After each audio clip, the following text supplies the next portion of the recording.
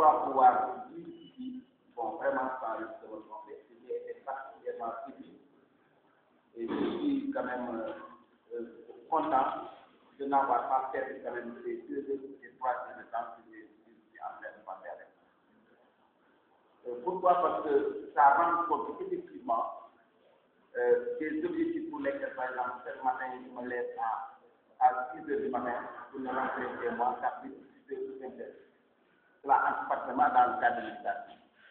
Et de ce point de vue-là, vraiment, je suis très content, n'est-ce pas, de ces préoccupations, de ces objectifs. Encore que j'ai vu dans la classe avec nos anciens élèves, vraiment qui sont dans cette dynamique-là. Et je pense vraiment que les temps que nous avons passés ensemble n'ont pas été quand même bien quoi. Et sous ce rapport-là, je voudrais particulièrement féliciter une de mes anciennes élèves de toujours être pour ne pas particulièrement complexe. C'est la raison pour laquelle pratiquement au Sénégal, nous avons vraiment fait beaucoup de choses. Nous avons le caractère intellectuel, nous avons l'intelligence. Mais vous savez que tout l'État a des objectifs fondamentaux. Les objectifs de l'État, c'est de faire en sorte que les consciences ne seront jamais éveillées au point de le poser des problèmes. Chaque fois que vous voyez par exemple l'État, il est très pragmatique à vous, par exemple, à vous donner 200 000, 400 000 pour, par exemple, organiser par exemple, un concert. Vous allez au concert, vous allez déployer vos services là. À la fin, par exemple, pour vous de ce concert-là, vous serez tellement fatigué, exténué, au point de ne même pas commencer évidemment sur les problèmes de l'État. Et l'État a cette mission-là. Et il appartient maintenant aux jeunes que vous êtes, aux jeunes que nous sommes, de pouvoir en tout cas réfléchir sur les différentes questions qui interviennent. Parce que moi, je pense que c'est aussi important que de pouvoir organiser, par exemple, par exemple, appeler un médecin, ne pas annoncer les situations. C'est aussi la question que quand quelqu'un aussi fait sa candidature, que vous puissiez la remarquer, en tout cas faire une petite enquête pour vous dire ça. Je pense que ça se fait citoyen. Et de ce point de vue-là, la GMA, pratiquement, nous elle est en train, je ne sais pas si de façon consciente ou inconsciente, elle est en train en tout cas de conscientiser les gens. Donc, pour ne pas dire de formater les gens. Donc, de permettre aux autres de pouvoir en tout cas avoir, disons, la conscience qui leur permet justement de vivre. Bon, ça ne m'aime pas pour la bonne et simple raison que celui qui se trouve être le président, donc est très au fait des questions politiques, de voir que vous êtes en fait à l'intérieur de votre association, le discours politique est très important. Et tout ce programme-là aussi, je ne suis pas à porte à vous avec lui, donc entre la philosophie et l'histoire, je pense qu'il y a un pas à prendre, nous sommes tous à la recherche de l'établissement de la vie. Merci. Dama leen di njëkk nuyu d'abord dama di sargal yu toog yi quelque part ñuy doyen ñoo ngi toog dañu leen demoon sa respect la ma di leen di sant di leen gërëm d'autant que ñun ñëpp ñoo fi toog fekk benn mbir ba nga xam ne ñun ñëpp la soxal encore donc jaay dee lépp naan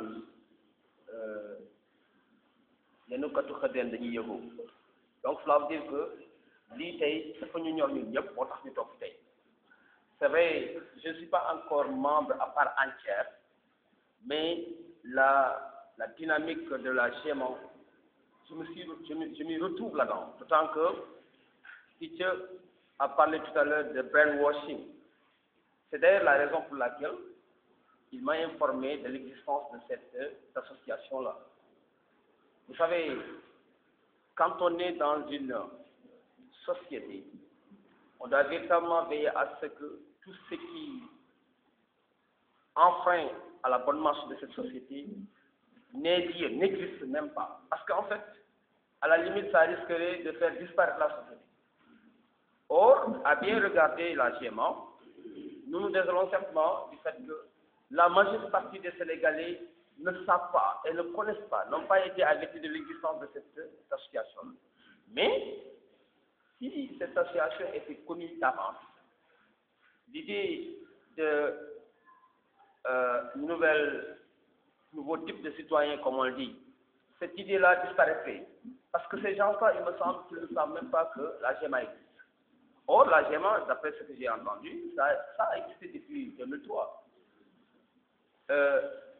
La philosophie du nouveau type de citoyen n'a fait apparition que la veille des élections. Donc, ça veut dire que ces jeunes-là, ils sont déjà membres de la GEMA sans le savoir. Et c'est important. Donc, moi, je dirais seulement que je me plais vraiment d'être ici. C'est vrai que je n'ai pas le temps vraiment matériel, mais je serai toujours présent aux appels, n'est-ce pas, de la GEMA. Je reviendrai pour dire que si nous ne sommes pas développés, si le Sénégal n'est pas encore développé, nous avons été sur la même marche que certains pays à la veille des indépendances. Et qu'aujourd'hui, ces pays-là nous ont dépassés de très loin.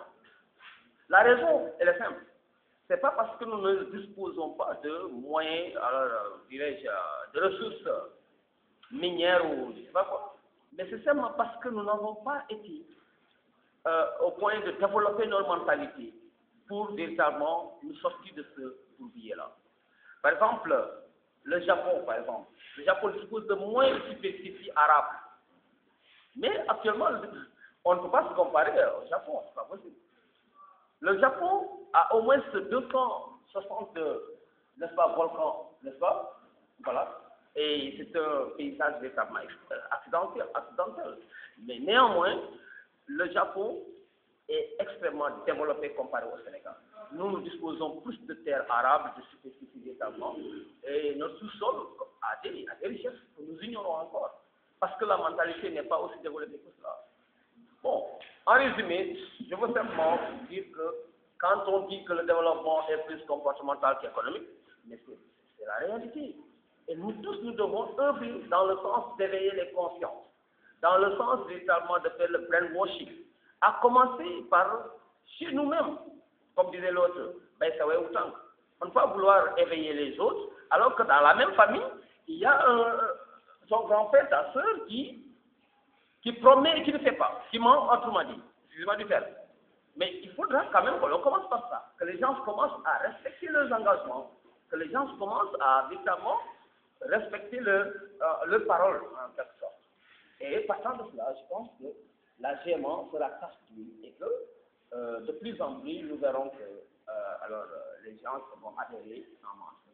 De toute façon, je tiens à affirmer et à vous confirmer évidemment ma disponibilité à tous les combats que vous aurez à mener. Je vous remercie. Merci. Merci. Je suis présidente de l'association Tahaou Samaman. Nous avons été invités par M. Il a parlé de GEMA. Nous avons vu que l'association est un mouvement qui œuvre dans le même domaine. Nous sommes concertés et nous avons vu que nous avons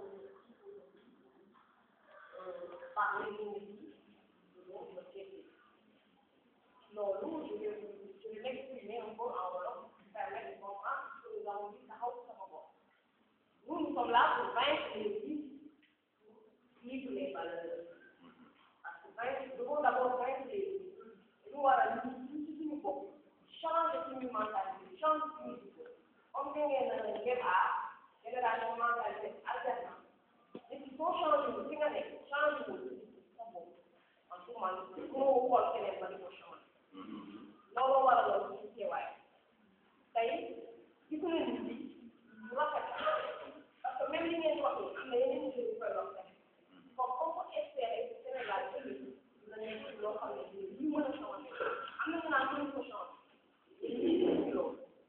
Parce que bu ñu xoolee fii vous êtes tous des élèves am na étudiants yu fi nekk d'accord mais ci toog étudiants ak élèves yooyu man dama ko gis dem jël ñi nga xam ne du jàng bi parce que yéen rek ñu leen changé dañ ko war a élargir élargissement bi mooy lan dugg ci société parce que ñu ngi doon dans le social le développement ñu boo duggee ci société ñi nga xam ne xamuñ dara ñoom ñu dem ci làmb yi seetaan yi làmb yi dem ci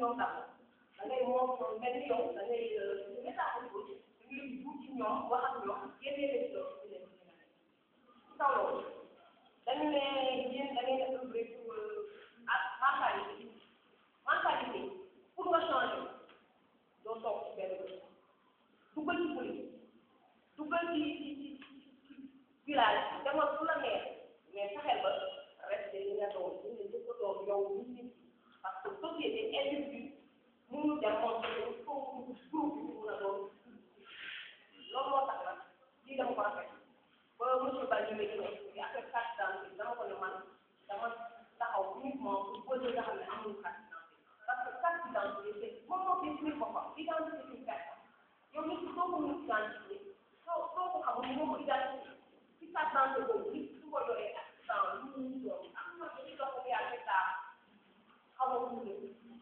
yoo ay papier noonu la koy déterminer ci carte d'identité boobu ma ne ko man dama gis ay journée yoo xam ne damay dem wax commandant yi policier pour utal xale yi ay carte d'identité loolu ma ne ko moom ñu ko expliqué ma ko ma ne ko franchement ñu ci àddu parce que nous tous nous devons dans pour le développement de notre pays bopp bi ça ne veut pas dire le pays complètement dama bëgg ngeen def loolu seen bopp pays bi moom rek mën nga toxaw ci sa bopp donc il faut parler carte d'identité nga jóge ci quartier bi dem ci département bi jóge ci département dem ci région après la région nga dem ci pays bi jóge ci pays bi dem ci continent bi le monde loolu daal boo leen ko defee ci seen bopp je crois que lii ñu commencé bi mais man sax dama ci bokk parce que nous devons dans le même but ñu dem benn lancé moo tax ma ne dañu war a gën a conscientiser gën ko jox loolu laa am lu may wax maa ngi remercier di féliciter sama collègue initiative parce que lii mooy wane éducation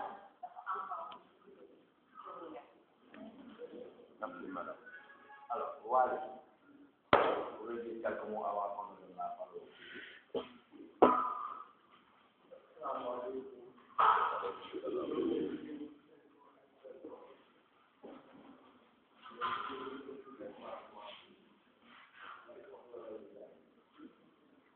waaye man ni ma xamee toujours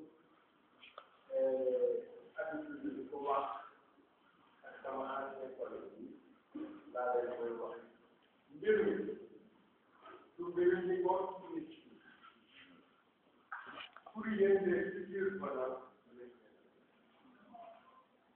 lu tax su ma ñu man ci président su may doole man jaaxal na déjà arabe étudier samay activité yoo xam ne damay def ci loolu romb leen ngeen na xoolal parti bi sport moo tax may def ci activité di jaayaale ay crédit di jox romb leen sax je me suis fait 4 fois di ko mel ak kenn yàlla jëlal na ma kenn dégg na loolu demee en donc je suis modeste je suis allé à la santé et l'honneur kon man am naa lu mais boobu ma tax mu fay parce que on n'est pas de l'homme partagé loolu mooy nit boo ko xoolee ci traitement bi doo am boo ko xoolee ci alal doo am boo xoolee nit ci xam-xamam itam doo am parce que yaa ngi ci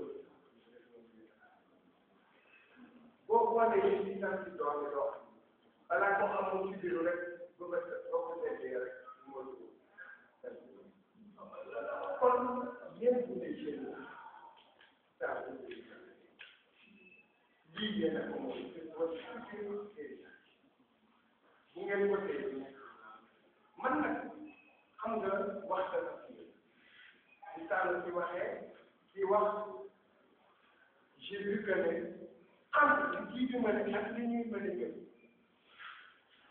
am lu tax c'est qu'on a trop de points communs parce que ñun avec la GEMA qui li mu wax ci kaw la GEMA qui crée des membres alliés de même GEMA de même idéal est créé entre les liens d'alliance kon loolu c'est des points communs buñ ko nourrir nous allons tous le faire. Bon, Encore, contribuer à l'émancipation sociale et à la formation civique de la société. Oh, vous pouvez décortiquer. On y va plus. D'autre part, participer au développement